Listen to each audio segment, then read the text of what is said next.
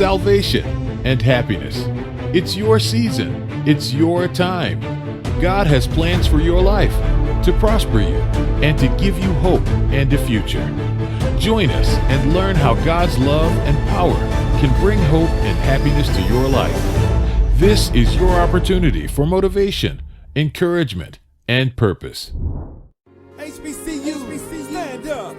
Like Jefferson. Let's go. My HBCU better than yours. My HBCU better than yours. My HBCU better than yours. My HBCU better than yours. Where you from? From the north. Where you from? From the south. Where you from? From the east. Where you from? From the west. My HBCU better than yours. My HBCU better than yours. Either from the SWAC or the B.etter. Come on. CIAA or the CF. HBCU is where the beat we compete, but we're family. They're from the SWAC, from the B.etter, CIAA. Growing up in Memphis was not always easy. My parents not being able to be around as much was dark times. I found my happy space in education. I just knew if I had the knowledge, then I would have the power to make stuff that I was reading about a real reality for myself. I was going to accomplish my dream of going to college, but I had no idea how I was going to pay for it. Financial situations can kill your dreams sometimes. With MetLife Foundation Scholarship awarding HBCU students through UNCF, I was exposed to so much opportunity. The culture is really just mesmerizing. Being the first in my family to graduate changes the trajectory of where everyone else in my family goes after me. I can continue to go forward and make the kind of impact that I want to make in the community and then ultimately the world around me.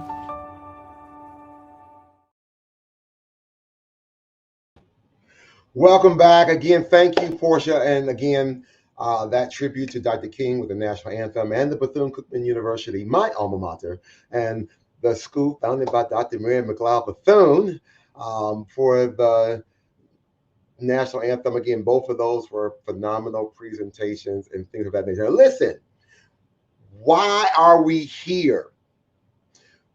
Besides the fact that you probably got a phone call from Adenike, or you got an email from Walter, or you got a call from Phyllis, or so many other, Brittany, or so many other of our alumni who are part of the IAC. And you know, people give to people, but people love causes. So right now, we have asked you to join us in this virtual space. Right now, we have a little over 100 people watching us right now that have supported. Now, again, you already purchased your ticket. Hopefully, you didn't share the Zoom link, the YouTube link with your family and friends, but hopefully you've made that donation. But in the event that you didn't, here is your opportunity to do so right now. Again, your support is sorely needed in today's economy. There are so many students. I work in a high school system now. There are so many students who want to go to college who just can't afford it. And think about when you went to school, or if you had a family member and they just need that little extra something to help pay for a book, to help just to kind of get through that last semester before they graduate. I had a student the other day just called me like, Mr. Brown, I'm a little short. This is my senior year. I graduate in May, and I don't know how I'm going to figure this out. And so fortunately, we were able to call UNCF and be able to get his application in, and they were able to find some dollars for him. And that's what we do. We've been doing this for over 70 some odd years, helping students get to and through. And we are so appreciative of people like yourselves, our alumni, our family, our friends, our students, even our students on campuses are actually helping raise money to help the next deserving generation of scholars. We are trying to produce the next doctor, lawyer, or even a king. Yeah. We don't know who we might be able to impact or to support just by making that $5, $10, that $25 donation. So I encourage you to think about, this is like one of those times where we're going to pass the virtual tray.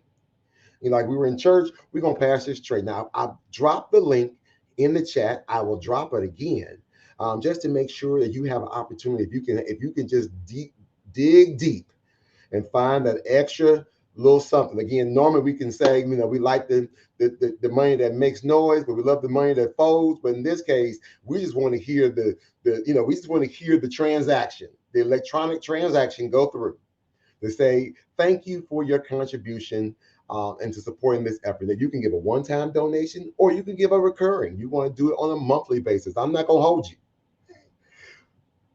It would be greatly appreciated. And all that you raise will help support the fundraising efforts of the Greater New York Inter-Alumni Council. I'm going to bring Adenike back, our president, because we actually have an organization that wants to come on today and talk about a donation they're going to give. So Adenike, hey, sis. Hello, Anthony. Yes. We got somebody coming on special that's going to give a donation. Yes, we do. So we have Cheryl Haskins Gilbert, who is the president of the Queens County Alumni chapter of Delta Sigma Theta Sorority Incorporated.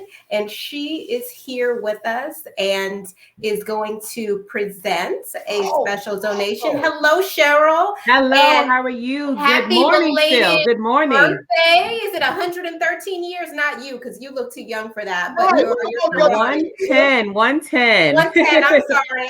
That's okay. I wasn't a math major. It's 110. That is quite all right. Quite all right. But I am thankful to be here. So thank you once again for this opportunity. So as was stated, good morning. My name is Cheryl Haskell Gilbert, and I am the proud president of the Queens Alumni chapter of Delta Sigma Theta Sorority Incorporated.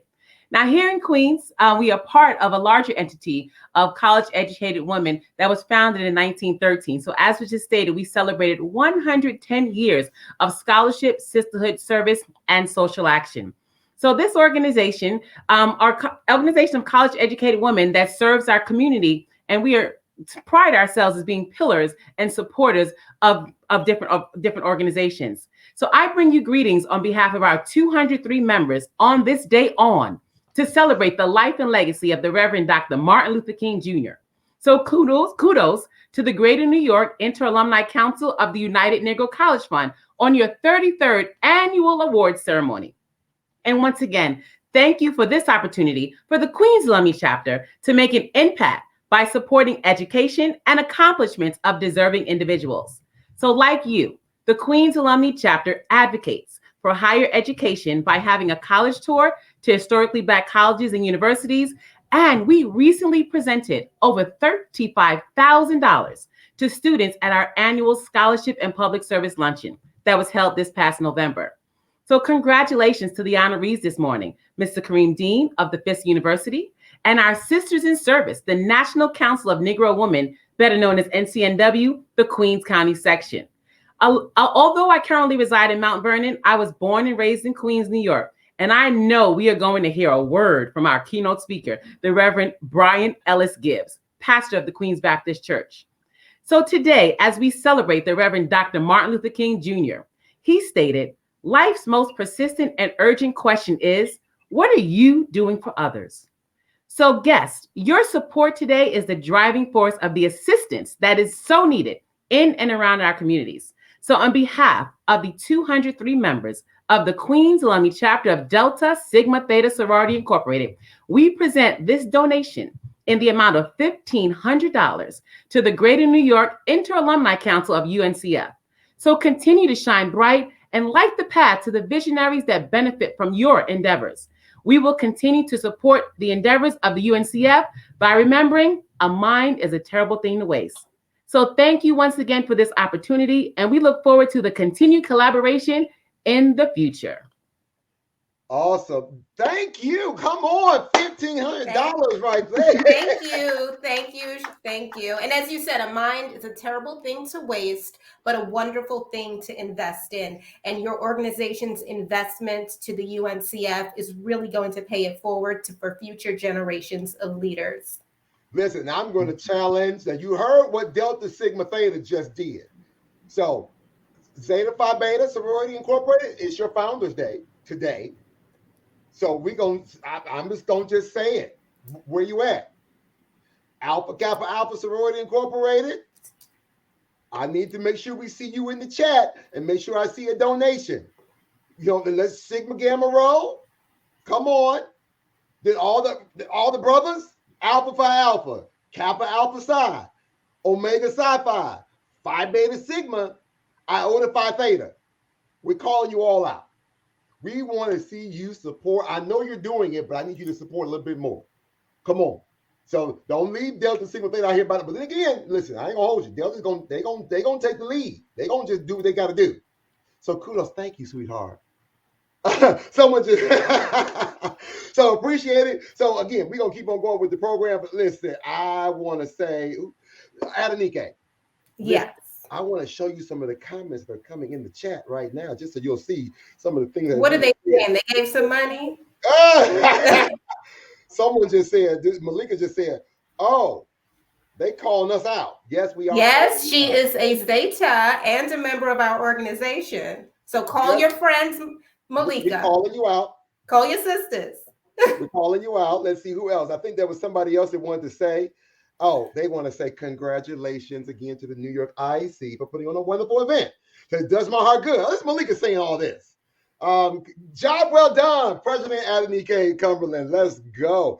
Again, we did put that link in the chat. Let's see. Someone else wanted to say a comment. Someone else from the NCNW. Okay, awesome sauce. The Victoria Chapman.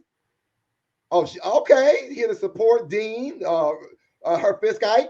All right, so awesome. Now, Adenike, share with our viewers real quick why we embrace our elected officials. I know, because listen, if we were in person, there'll be a line of elected officials. A line of them, yes. And so as elected officials, they get a spotlight. We voted them into office, but they're also here to support their constituents. And their constituents are these young men and women that are going off to college and will hopefully come back and build better communities. And they, as elected officials, understand the importance of education, understand the importance of building a wealthier tax base, right? So it's all about generational giving and building that. And also, all elected officials are always talking about education, education, education. And by them, being here to bring greetings, but also to push the cause of educations on the state level, on the city level, on the federal level,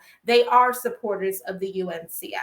And we appreciate it. So now we're going to take a moment and we're going to hear from several of our elected officials right here from the New York City community.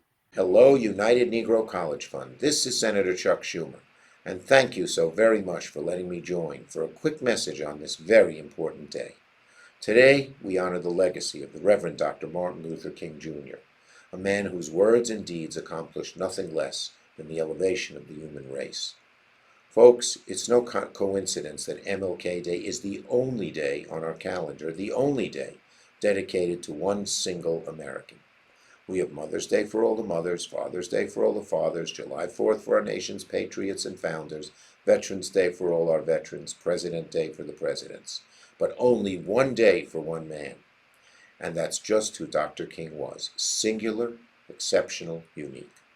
Back when I was a young congressman in the early 80s, I worked hard to pass legislation, making MLK Day a federal holiday. And it was amazing how much bigotry we encountered. We fought it, we overcame it, and we delivered the federal recognition of the contributions Dr. King gave to our country. Dr. King, in effect, hoisted a giant mirror upon his broad shoulders. And with his brilliance, his eloquence, and his faith, he forced America to look into that mirror, and when America did, they didn't like what they saw. And that began the long, slow march towards equality. He made our nation a better place, just as he made each and every one of us a better person, and set us on a path to ending bigotry and racism in America, a path we are still marching along today. And you are so important in that effect, and why every year my family makes a personal contribution to UNCF. Because of you, hundreds of thousands of young Americans over the decades have had ladders up to secure a life-changing education. Nothing is more important than cultivating the next generation.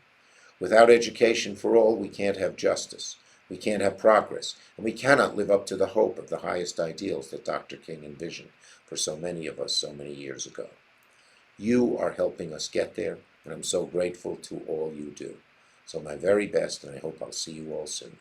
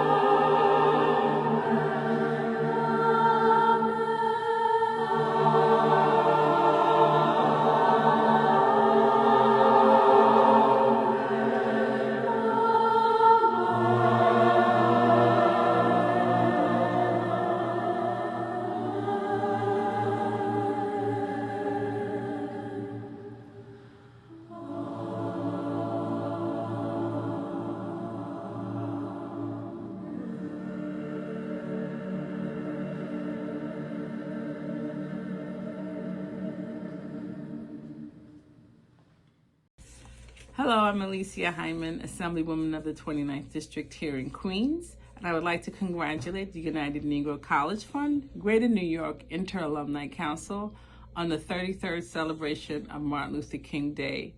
The scholarships that you raise are still important for our youth. The amount of money that's needed to go to college now has become more and more expensive. So I congratulate you on putting the education first and foremost of the children that inhabit my districts and districts across the nation. Thank you very much for the dedication to higher education. I congratulate you on your 33rd anniversary and hope you consider me an ally when it comes to higher education of our youth in this city and this state. Thank you. Greetings, this is your favorite New York State Assembly member, Khalil Anderson, proudly representing the 31st Assembly District. Happy Dr. King Day. Today we celebrate a famed civil rights leader and activist in Dr. Martin Luther King. But Dr. King wasn't just someone who was fighting beyond his time for our civil rights and our ability to be treated fairly and equal here in the United States. But he was also someone who was fighting for our economic liberties. Towards the end of his life and even throughout, Dr. King was a staunch fighter to ensure that we had economic stability and economic freedoms. When I say we, I mean black families here in the United States that were otherized, that were subject to housing covenants and restrictive covenants, who were fighting to have access to employment opportunities, to adequate opportunities in the corporate space. There are many, many, many fights that Dr. King's message carried into, and one that I remember most is towards the end of his life, where he talked about these economic freedoms, when he was fighting along sanitation workers in the South to make sure they had a fair wage. Dr. King was a labor organizer. Dr. King was a civil rights activist. Dr. King was a minister, a reverend. Dr. King was our leader and a community activist in many aspects. But most importantly, Dr. King was a visionary. And his message and his dream carries on today through the many firsts who serve in government and the many firsts that are doing great things all across our nation to move the plight of black people forward. So that is firsts like myself, which I'm proud to be the first and youngest African American to ever serve in the state legislature. I'm proud to be fighting to make sure we address the issues of food insecurity, labor, and making sure that we have a living wage for our families here in the United States and all across New York State.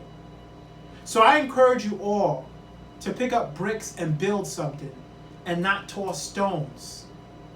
We want to make sure that we are empowering our community in this moment as we celebrate Dr. King to live out his dream, to live out his vision, to live out his message for hope and unity by building our communities back. The problems that we're facing today, the solutions are right around us.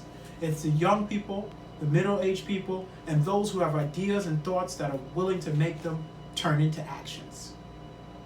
Thank you guys so much for being here. I commend Dr. Walter Dogan for the amazing work that he's doing. Let's continue to fight to ensure that our communities here remember Dr. Martin Luther King Jr. Stay safe, be well. For more than 75 years, UNCF, the United Negro College Fund, has worked to combat deep-rooted obstacles to higher educational access, achievement, and career success, annually providing financial and educational support to our 37-member historically black colleges and universities. Please give what you can. UNCF, our HBCUs, and our students appreciate you and your donation, no matter how big or small. A mind is a terrible thing to waste.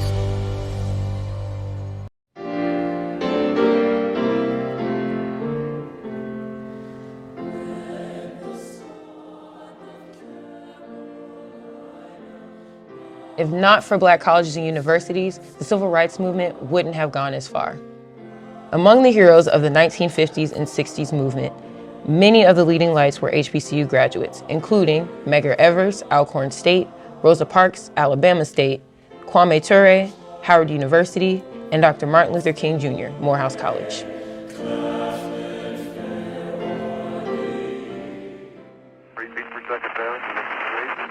If not for black colleges and universities, one small step could have been too big a leap. When Apollo 11 touched down in the Sea of Tranquility that July night in 1969, it was made possible by people like NASA mathematicians Dorothy Vaughan, graduate of Wilberforce University, and Katherine Johnson, West Virginia State University, who performed invaluable calculations for that flight and many other milestone missions.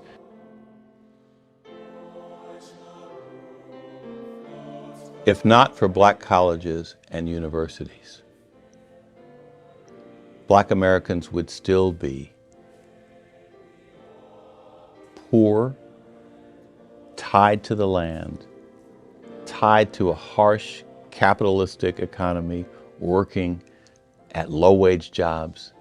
There would be no Black middle class in this country, there would have been no civil rights movement, and there would be no bright future for America. We would have a large population of individuals who do not have college degrees because Black colleges and universities have taken on the individuals who society claims or deems as not worthy to attend college. America would lose a tremendous labor resource, and it would be to the detriment of this country. We would not have a legacy of Blacks in academia that we have today. There would be such a critical shortage in scientists, business professionals, and many other professions. We would have a shortage of the great philosophers, and thinkers, and doers. We as a society would not have as many pathways to justice and liberation as we currently have. If not for Black colleges and universities, many Black people would still believe that intelligence is something unique to non-Blacks.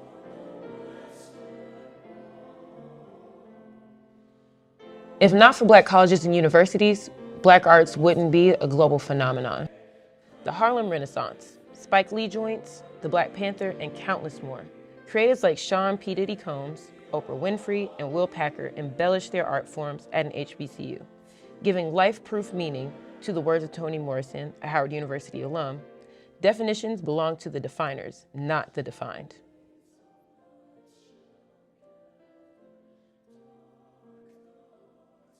If not for Black colleges and universities, our world would not have the brilliance and the excellence that it has today. If not for Black colleges and universities, I wouldn't be here. Both my grandparents met at Tuskegee, and without them, my entire family wouldn't exist. So generations since them of students who've gone to HBCUs, Claflin, Morehouse, I'm just really excited to be part of the legacy.